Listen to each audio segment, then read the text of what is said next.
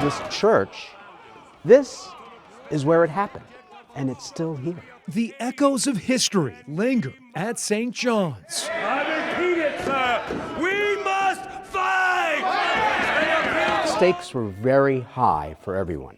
The war is inevitable, and let it come. I repeat it, sir. Let it come!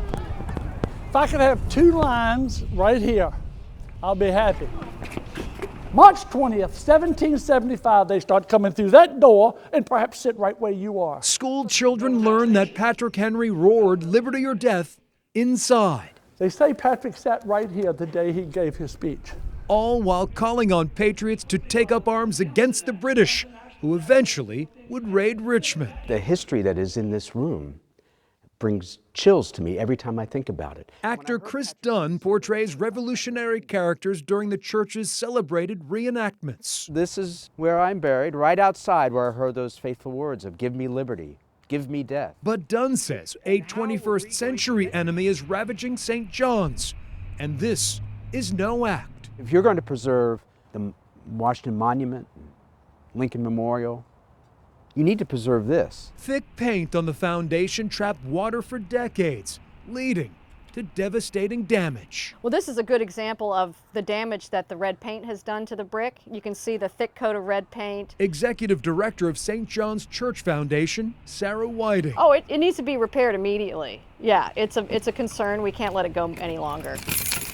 Sarah led us to a side of St. John's rarely, if ever seen. Watch your head. The basement. This is off limits. Crumbling mortar and teetering bricks threaten the active church above. It actually is not retaining anymore. You can see all the dirt that's coming over into the basement floor here. You don't need a degree in architecture to see St. John's is in trouble. I almost can't put it into words how important this building is, to be honest with you. The church is launching Project Redcoat. It is not good. You are absolutely right, and that's why we're going to address it now once and for all. The fundraiser will help with necessary repairs to the original 1741 building and later additions.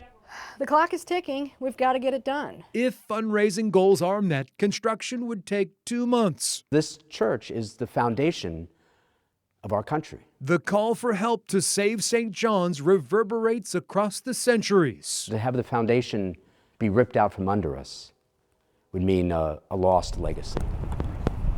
Repairs to St. John's should last generations and turn away yet another foe from Richmond. The irony is Benedict Arnold camped his troops here at St. John's and didn't do as much damage as this redcoat is doing now.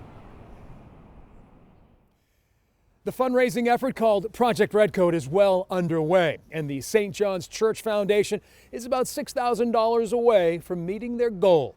For I Have a Story, I'm Greg McQuaid, CBS 6 News.